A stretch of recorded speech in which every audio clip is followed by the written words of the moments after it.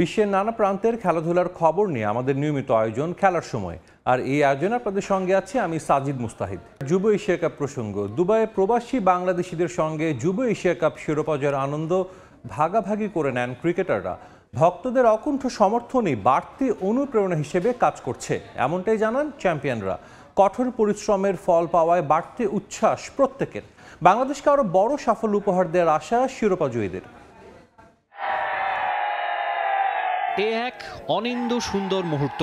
মহাদেশীয় শ্রেষ্ঠত্বের শিরোপা হাতে ক্রিকেটাররা, পেছনের গ্যালারি থেকে তাদের সঙ্গী সমর্থকরা। ক্রিকেটারদের সবার গায়ে লাল সবুজ জার্সি, ভক্তদের প্রত্যেকের পরনে জার্সি না থাকলেও হৃদয়টা যেন একই রঙে রাঙানো। দুবাই আন্তর্জাতিক ক্রিকেট স্টেডিয়ামে এমন উল্লাস দেখে মনে হতে থাকে এই তো স্বপ্নের বাংলাদেশ, সবার বাংলাদেশ। ভিন দেশে বিজয়ের আনন্দ ভাগাভাগি করে নেন সবাই। 3 মাস 4 মাস ধরে আমরা কষ্ট করতেছি, অনেক আলহামদুলিল্লাহ ভালো লাগতেছে। এবং দেখছেন যে একটা কামব্যাক করছি আমরা শ্রীলঙ্কার কাছে হারার পরেও। সো সবার আলহামদুলিল্লাহ, সবাইকে ধন্যবাদ এবং আলহামদুলিল্লাহ ভালো লাগতেছে। সবাই অনেক সাপোর্ট করছে, সকাল থেকে দর্শকরা অনেক ভালো কষ্ট করছে। আমাদের যে সাপোর্ট করছে আমাদের দেশি ভাইরা, আমাদের এটার কারণে আমরা অনেক আগাইছিলাম আলহামদুলিল্লাহ। দ্বিতীয়বার এশিয়া কাপ তুলে আমি নিজেকে গর্বিত মনে করছি। আর দেশবাসীর জন্য একটাই বার্তা যে আমাদের জন্য সবসময় দোয়া করবেন, আমরা যেন আপনাদের আরো ভালো ভালো কিছু উপহার দিতে পারি। সবার একটা ড্রিম থাকে, বিশেষ করে আমাদের এই 19 লেভেলে। আমরা আগের বছর চ্যাম্পিয়ন হয়েছি, আমাদের সবার ইচ্ছে ছিল এই বছর আমরা চ্যাম্পিয়ন হয়েছি। আলহামদুলিল্লাহ আমরা সবাই চ্যাম্পিয়ন হতে পারছি। আমার ফার্স্ট টাইম, ভাইরা এর আগে একবার চ্যাম্পিয়ন হয়েছে। আমার অনুভূতিটা অন্যরকম, আমি ভুলে প্রকাশ করতে পারতেছি না। সাফল্যের ধারাবাহিকতা বিশ্বকাপেও বজায় রাখার প্রত্যয় যুবাদের। মাকসুম আলম খান, সময় সংবাদ। ব্যাক টু ব্যাক যুব এশিয়া কাপ জয়ে বাংলাদেশ দলকে শুভেচ্ছা ও ভালোবাসায় সিক্ত করেছেন মাশরাফি, শান্ত, তামিমরা। যুবরা পুরো জাতিকে গর্বিত করেছে বলেও প্রশংসায় ভাসান তারা। কঠোর পরিশ্রমের ফলেই এই সাফল্য এসেছে বলে জানান নির্বাচক হান্নান সরকার। তিনি আরও জানান, ব্যক্তিগত অর্জনের পাশাপাশি দল হিসেবে মাঠে পারফর্ম করার কারণেই চ্যাম্পিয়ন হয়েছে ইয়াং টাইগার্স। 2026 বিশ্বকাপ সামনে রেখে এখন থেকেই নির্দিষ্ট পরিকল্পনা নিয়ে এগোতে চায় বোর্ড। কৃতিত্ব দিয়েছেন গেম ডেভেলপমেন্টের সদস্যদেরও। ভারতকে হারিয়ে টানা দ্বিতীয়বার অনূর্ধ্ব 19 এশিয়া কাপের ট্রফি জয়ে সামাজিক যোগাযোগ মাধ্যমে যুবাদের ভালোবাসা ও শুভেচ্ছায় সিক্ত করেছেন সিনিয়ররা। সাবেক অধিনায়ক মাশরাফি লিখেছেন, তোমাদের হাত ধরে আবারও এশিয়া কাপ এলো, উড়তে থাকো, যেতে হবে বহুদূর। অভিনন্দন জানিয়েছেন অভিজ্ঞ উইকেট রক্ষক ব্যাটসম্যান মুশফিকুর রহিম। অধিনায়ক নাজমুল হোসেন শান্ত লিখেছেন, তোমরা পুরো জাতিকে গর্বিত করেছ, আগামীর চলার পথ আরো মসৃণ হোক তোমাদের। ওয়ানডে দলের সাবেক অধিনায়ক তামিমের কাছ থেকেও ভালোবাসায় সিক্ত হয়েছেন যুবারা। গ্লোবাল সুপার লিগে রংপুরকে শিরোপা উপহার দেয়া নুরুল হাসান সোহানও যুবাদের ভালোবাসা ও শুভেচ্ছা জানিয়েছেন। তাওহিদ হৃদয়, পেসার তাসকিন আহমেদ ভারতের মতো প্রতিপক্ষকে হারানোয় উচ্ছ্বাস প্রকাশ করেছেন। নির্বাচক হান্নান সরকার জানান, দলগত চেষ্টার ফসল এই জয়। 2026 বিশ্বকাপ নিয়েও পরিকল্পনার কথা জানান তিনি। বোলিং ডিপার্টমেন্ট, ব্যাটিং ডিপার্টমেন্ট, পাশাপাশি ফিল্ডিং, প্রতিটা জায়গায় আমি আসলে দেখেছি যে সবার যে চ্যাম্পিয়ন হওয়ার যে একটা ডেডিকেশন, ডেসপারেটনেস, সেটা কিন্তু মাঠে দেখা গিয়েছে। এখন আমরা এশিয়ার চ্যাম্পিয়ন, নেক্সট আমরা ওয়ার্ল্ড কাপ চ্যাম্পিয়ন হব, সেই বিশ্বাসটা অন্তত তৈরি করে দিয়েছে। অনূর্ধ্ব 19 এশিয়া কাপের ফাইনাল জয়ের কৃতিত্ব বোলারদের দিয়েছেন ম্যাচের ধারাভাষ্যকার শামীম আশরাফ চৌধুরী। ইয়াং টাইগারদের এমন পারফরমেন্স সবাইকে উজ্জীবিত করবে বলে মন্তব্য করেছেন এই ধারাভাষ্যকার। এদিকে টানা দ্বিতীয়বারের মতো যুব এশিয়া কাপের ফাইনালের শিরোপা জয় মুগ্ধ করেছে দুবাইয়ের প্রবাসী সমর্থকদেরও। সবাইকে উজ্জীবিত করতে এই একটা ছবি যথেষ্ট, যেখানে লুকিয়ে আছে হাজারো গল্প। ভারতকে হারিয়ে টানা দ্বিতীয়বারের মতো যুব এশিয়া কাপের শিরোপা উঁচিয়ে ধরেছে বাংলাদেশ। এর আগে অনূর্ধ্ব 19 এশিয়া কাপে যতবার ফাইনাল খেলেছে ভারত, ততবারই চ্যাম্পিয়ন হয়েছে তারা। তাই সেই সর্বোচ্চ শিরোপাধারী দলটাকে হারিয়ে তৃপ্তির হাসি ক্রিকেটারদের মুখে। অসাধারণ খেলা খেলে তখন সেইটা সবাইকে উজ্জীবিত করে। আর আজকে প্রথম অবস্থা থেকে মনে হচ্ছিল যে একটু কম রান করেছে, কিন্তু তাদের বাংলাদেশের বোলারদের উপরে যে দায়িত্বটা দেওয়া হয়েছে, সেটা যেভাবে তারা খেলেছে এবং যেভাবে প্রথম থেকে ইন্ডিয়া ব্যাট করতে আসার পর থেকে একটা তাদের চাপের মধ্যে রেখেছে, সেই অবস্থা থেকে ইন্ডিয়ার, আমি যেটা মনে করছিলাম, আমরা যেটা কমেন্ট্রি বক্সে মনে করছিলাম, যে এখান থেকে ইন্ডিয়ার বেরিয়ে আসাটা খুব অসুবিধা হবে, এবং সেটা প্রতিফলনই আমরা আজকে দেখতে পেয়েছি।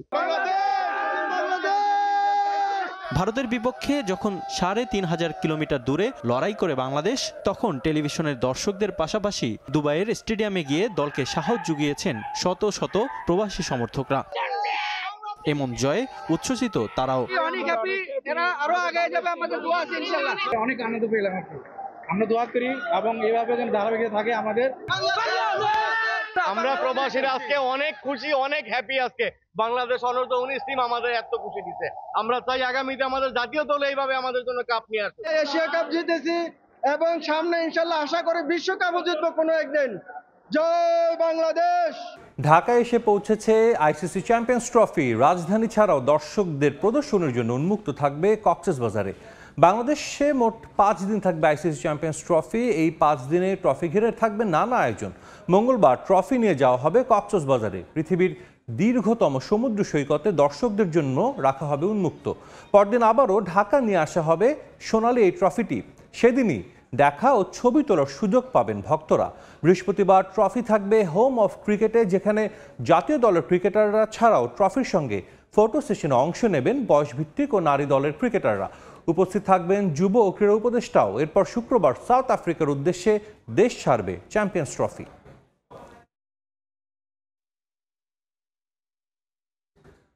আয়ারল্যান্ডের বিপক্ষে তৃতীয় ও শেষ টি-20তে 4 উইকেটে হেরেছে বাংলাদেশ নারী ক্রিকেট দল। 3 ম্যাচ সিরিজে হোয়াইট ওয়াশ হয়েছে স্বাগতিকরা। এই মুহূর্তে সিলেট আন্তর্জাতিক ক্রিকেট স্টেডিয়ামে আছেন রিপোর্টার জয়ন্ত দাস। সরাসরি যাচ্ছি তার কাছে। আইরিশ নারীরা চরম একটি প্রতিশোধ নিল বাংলার নারীদের। কারণ গেল কয়েকদিন আগে ওয়ানডে সিরিজে হোয়াইট ওয়াশ করেছিল বাংলাদেশ, আর এবার টি-20 সিরিজে হোয়াইট ওয়াশ করলো আয়ারল্যান্ড। 3-0-তে সিরিজ জয় নিশ্চিত করেছে টিম আয়ারল্যান্ড। বাংলাদেশ একেবারেই বলা যায় আয়ারল্যান্ডের কাছে পাত্তাই পায়নি। আজকের ম্যাচটি যদিও শুরুটা ভালোই করেছিল, একেবারে বলা যায় আয়ারল্যান্ড টসে জিতে ফিল্ডিং এর সিদ্ধান্ত নেয়। তারপর লাল সবুজের মেয়েরা মাঠে নামেন এবং ভালোভাবে শুরু হয়েছিল এবং টিম আয়ারল্যান্ডও কিন্তু ভালোভাবে তারা ফিল্ডিং করেছে, বোলিং করেছে এবং একেবারে লো স্কোরে আটকে দেয় বাংলাদেশের লাল সবুজের প্রতিনিধিত্বকারী দলকে। পরবর্তীতে 124 রানের টার্গেট ছুড়ে দেয় আয়ারল্যান্ডের দিকে। আয়ারল্যান্ড টিম ভালো ব্যাটিং করেছে, বাংলাদেশ বোলিংয়ে তেমন ছন্দে ফিরতে পারেনি এবং শেষের দিকে বলা যায় সর্বশেষ ওভারটা একেবারে ভালো হয়নি। একেবারে জয়ের দ্বারপ্রান্তে ছিল বাংলাদেশ, হয়তোবা জিততে পারতো, কিন্তু শেষ ওভারে বোলিংটা তেমন ভালো হয়নি এবং দর্শকরা যারা এসেছিলেন বাংলাদেশকে সাপোর্ট করে, যারা ভেবেছিলেন বাংলাদেশ জিতবে, হয়তোবা শেষ ম্যাচে কামব্যাক করবে বাংলাদেশ, সেই দর্শকরা হতাশ হয়ে ফিরে যাচ্ছে, কারণ কামব্যাক করতে পারলো না বাংলাদেশ। সিরিজ হারলো টিম বাংলাদেশ। কয়েকদিন আগে ভারত এবং অস্ট্রেলিয়ার কাছেও ঘরের মাঠে টি-20তে হেরেছে বাংলাদেশ এবং এবারও টি-20তে টিম আয়ারল্যান্ডের কাছে হোয়াইট ওয়াশ হয়েছে বাংলাদেশ, যার কারণে বাংলাদেশের মেয়েরা ওয়ানডেতে ভালো করতে পারেনি টি-20 সিরিজে। সিলেটে খুব ভালোভাবে এবং জমকালোভাবে তিন ম্যাচে টি-20 সিরিজের ট্রফি উন্মোচন হলো। দারুণভাবেই টিম আয়ারল্যান্ড একবারে শুরুর দিকেই দারুণ খেলেছে। প্রথম দিন থেকে যদি বলি টিম আয়ারল্যান্ড কিন্তু সেই ওয়ানডে সিরিজে হোয়াইট ওয়াশ হওয়ার পর টি-20তে কামব্যাক করেছে এবং টি-20তে তারা কিন্তু সিরিজ জয় নিশ্চিত করেছে। বাংলার মেয়েরা হেরে গেল। এই ছিল আমার কাছে সিলেট আন্তর্জাতিক ক্রিকেট স্টেডিয়াম থেকে সর্বশেষ। সিলেট থেকে যুক্ত হয়েছিলেন রিপোর্টার জয়ন্ত দাস। দেখছেন খেলার সময়। আনুষ্ঠানিকভাবে উন্মোচন হলো এনসিএল টি-20 ট্রফি। ভিন্ন ধর্মী আয়োজনে একই দিনে হোম অফ ক্রিকেটে পরিচয় করিয়ে দেওয়া হয় 8 দলের অধিনায়ককে। অভিজ্ঞতায় প্রাধান্য না দিয়ে নেতৃত্ব তুলে দেওয়া হয়েছে নতুনদের কাঁধে। ক্রিকেটারদের প্রত্যাশা এই টুর্নামেন্টের মাধ্যমে উঠে আসবে নতুন টি-20 প্রতিভা। দেখে বোঝার উপায় নেই এটা ঘরোয়া কোনো লিগের অনুষ্ঠান। অতীতে অপেশাদারিত্বের নিত্য নতুন উদাহরণ সৃষ্টি করা বিসিবির কাছে এমন গোছানো আয়োজন বড় চমকই বলা চলে। এসব কিছুর উপলক্ষ এনসিএল টি-20, বিশ্বের সবচেয়ে জনপ্রিয় ফরম্যাটের ক্রিকেটার তুলে আনতে আনুষ্ঠানিকভাবে ক্যালেন্ডারে যোগ হলো এই টুর্নামেন্ট। দারুণ এক ট্রফির পাশাপাশি এদিন 8 দলের পরিচিতি পর্বটাও সেরে ফেলল বিসিবি। অধিনায়ক বাছাইয়ে চমক। মুশফিক তামিমদের মতো সিনিয়র ক্রিকেটার থাকলেও নতুনদের ভাবনায় রেখেছে ক্রিকেট বোর্ড। চট্টগ্রামে রাব্বি, সিলেটের জাকির, ঢাকা বিভাগে সাইফ আর মেট্রোর নেতৃত্ব দেবেন নাইম শেখের মতো তরুণরা। ক্যাপ্টেনের নাম ঘোষণাতেও ছিল ভিন্নতা। 8 দলের অধিনায়ক একে একে এসে পূর্ণ করেছেন বাংলাদেশের মানচিত্র। এরপর ফটো সেশনে অংশগ্রহণ শেষে নিজেদের প্রত্যাশার কথা জানান ক্রিকেটাররা। আমি আশা করি যে আমাদের টি-20 অনেক ভালো হবে এবং বিপিএল এর প্রস্তুতি হিসেবে অনেক ভালো একটা কার্যকর ভূমিকা রাখবে। 2 মাস ধরে এনসিএল খেলছিলাম লাল বলে। এখন যেটাই হবে আসলে আমার কাছে মনে হয় 80% মেন্টাল গেম, 20% খেলার মাঠে। আগে যেভাবে খেলছি, যেগুলি আমার ল্যাকিংস ছিল, ওগুলি ইমপ্রুভ করে নতুন করে নিজেকে রিপ্রেজেন্ট করব। লাল বল ছিল, এখন সাদা বলে নিজেকে ভাবে প্রিপেয়ার করছি। চেষ্টা থাকবে যেন ভালো করতে পারি, নিজের ডিভিশনকে চ্যাম্পিয়ন করতে পারি, সেই লক্ষ্যেই খেলবো। সিলেটের 2 ভেন্যুতে 11ই ডিসেম্বর থেকে শুরু হবে এই টুর্নামেন্টের প্রথম আসর। প্রতিদিন 4টি করে ম্যাচ। যদিও এবারের আসরের প্রাইজ মানি এখনো চূড়ান্ত করেনি BCB. Man of the match কিংবা টুর্নামেন্টের জন্য আলাদা আর্থিক পুরস্কারের বরাদ্দ থাকবে কিনা সেটাও নিশ্চিত নয়। নতুন লোগো, নতুন টুর্নামেন্ট আর নতুন একটা সম্ভাবনা দেশের পাইপলাইনকে মজবুত করার। এই টি-20 টুর্নামেন্টের মাধ্যমে লোকাল ক্রিকেটাররা আরেকটু লাইমলাইট পাবে, এমনটাই প্রত্যাশা নীতি নির্ধারকদের। এখন তা কতটুকু হবে তা দেখা যাবে মাঠের লড়াই শুরু হলে। মিরপুর শেরেবাংলা স্টেডিয়াম থেকে সাব্বির মিথুন, সময় সংবাদ, ঢাকা। সুইডেনের আদালতে ওঠা ধর্ষণের মামলা ভিত্তিহীন বলে উড়িয়ে দিয়েছেন কিলিয়ান এমবাপে। এ বিষয়ে প্রথমবারের মতো গণমাধ্যমের মুখোমুখি হয়ে অভিযোগ বিভ্রান্তিমূলক বলে মন্তব্য করেছেন ফ্রেঞ্চ তারকা। সুইডিশ সরকারের পক্ষ থেকে এ ব্যাপারে কোনো কিছু জানানো হয়নি বলে জানান তিনি। এছাড়া নভেম্বর উইন্ডোতে কোচ কেন তাকে স্কোয়াডে রাখেননি তা জানেনই না এমবাপে। অভিষেক ফিফা বিশ্বকাপের শিরোপা জয়ের সঙ্গে জিতেছিলেন সেরা ফুটবলারের তকমা। কাতার বিশ্বকাপেও খেলেছেন ফাইনালে, আলোড়ন ফেলেছিলেন পুরো বিশ্বে। সেই কিলিয়ান এমবাপ্পে এখন পার করছেন সবচেয়ে বাজে সময়। এরই মাঝে সুইডেনের আদালতে তার বিরুদ্ধে ওঠা ধর্ষণের অভিযোগ নিয়ে চলছে সমালোচনা। অবশেষে এসব বিষয় নিয়ে গণমাধ্যমের মুখোমুখি হয়েছেন ফরাসি তারকা। গেল অক্টোবর উইন্ডোতে নেশনস লিগের ম্যাচে ফ্রান্সের স্কোয়াডে না থাকায় সুইডেনের রাজধানী স্টকহোমে দুদিনের জন্য সময় কাটাতে যান কিলিয়ান এমবাপ্পে। মাদ্রিদে ফেরার পর সুইডিশ গণমাধ্যমে তার বিরুদ্ধে অভিযোগ ওঠে ধর্ষণের। যদিও পুলিশ এখনো নাম প্রকাশ করেনি অপরাধীর, চলমান রয়েছে তদন্ত। এমন খবরে রীতিমতো হতবাক এমবাপ্পে। আমি অবাক হয়েছিলাম যখন প্রথম খবরটা শুনি। সত্যি বলতে এখনো এটা বিশ্বাস করতে পারছি না। এসব জিনিস হঠাৎ করেই জীবনে আসে আর বিভ্রান্তির সৃষ্টি করে। আমি কখনোই এ ঘটনার সাথে জড়িত না, এর প্রভাব আমার উপর পড়ছে না। আমাকে সুইডেন সরকারও এ ব্যাপারে কিছুই জানায়নি। এদিকে গেল ফিফা উইন্ডোতে ইতালি ইসরায়েল ম্যাচেও এমবাপ্পেকে রাখা হয়নি ফ্রান্সের স্কোয়াডে। তবে খেলার ইচ্ছা প্রকাশ করার পরও ফ্রেঞ্চ তারকাকে কেন স্কোয়াডে রাখা হয়নি তার স্পষ্ট কোনো কারণ জানাননি দিদিয়ার দেশম। সম্প্রতি বাজে পারফরমেন্স ছাড়াও জাতীয় দলের প্রতি এই তারকার ভালোবাসা কমে গেছে বলে মন্তব্য করেছেন অনেকে। আমার কাছে ফ্রান্স দলের চেয়ে গুরুত্বপূর্ণ আর কিছু নেই। দলের প্রতি আমার ভালোবাসা একটুও কমেনি। সেপ্টেম্বরে কোচকে আমি বলেছিলাম দলে না রাখার জন্য, কারণ নতুন দেশে পাড়ি জমিয়েছিলাম, আর অক্টোবরে ইনজুরি। তবে নভেম্বরে কেন রাখা হয়নি তা আমি জানি না। আমি কোচের সিদ্ধান্তকে শ্রদ্ধা করি, তিনি দলের বস।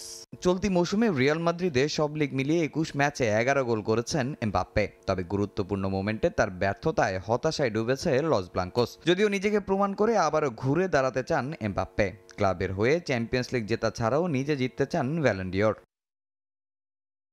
তামিম হোসেন, সময় সংবাদ। সাধারণ সম্পাদক হওয়ার পর বিভিন্ন মহল থেকে আসা অভিযোগের প্রেক্ষিতে এনএসসির গঠিত তদন্ত কমিটিকে স্বাগত জানিয়েছেন কাবাডি ফেডারেশনের সাধারণ সম্পাদক এস.এম. নেওয়াজ সোহাগ। ইংল্যান্ডের বিশ্বকাপে কেন নেই বাংলাদেশ তার ব্যাখ্যাও দিয়েছেন তিনি। 2025 বিশ্বকাপ আয়োজনে বাংলাদেশের চেষ্টা থাকবে বলেও জানিয়েছেন তিনি। ঢেলে সাজানো হচ্ছে দেশের ক্রীড়াঙ্গন, তারই ধারাবাহিকতায় পরিবর্তন এসেছে কাবাডি ফেডারেশনেও। কিন্তু নতুন সাধারণ সম্পাদক নিয়ে বিভিন্ন মহলের বিস্তর অভিযোগ, তাই নিজেদের সিদ্ধান্তের বিপরীতেই তদন্তে জাতীয় ক্রীড়া পরিষদ। নেওয়াজ সোহাগ ক্রীড়াঙ্গনের পরিচিত মুখ, কাবাডির সঙ্গেও তার সম্পৃক্ততা লম্বা সময়ের। কোনো কিছু আড়ালে থাকার বদলে প্রকাশ্যে সবকিছু আসার পক্ষে তিনি, তাই স্বাগত জানিয়েছেন এনএসসির উদ্যোগ।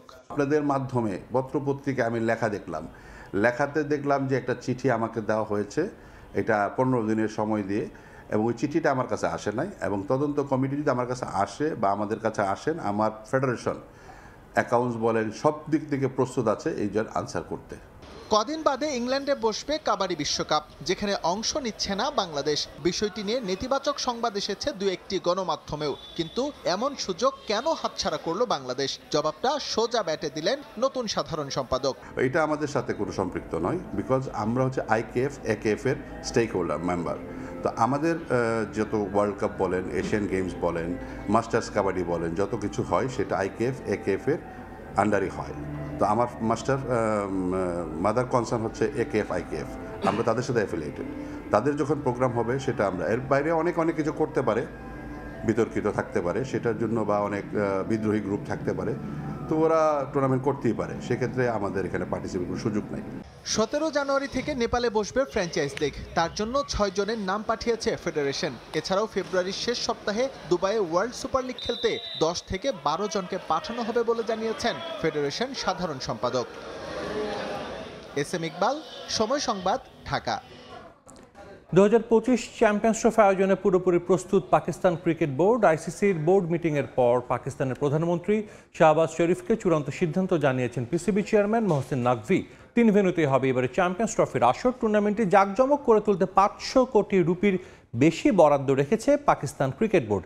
এবারের আসর হাইব্রিড মডেলে অনুষ্ঠিত হলেও আয়োজনের কোনো কমতি রাখতে চায় না পিসিবি।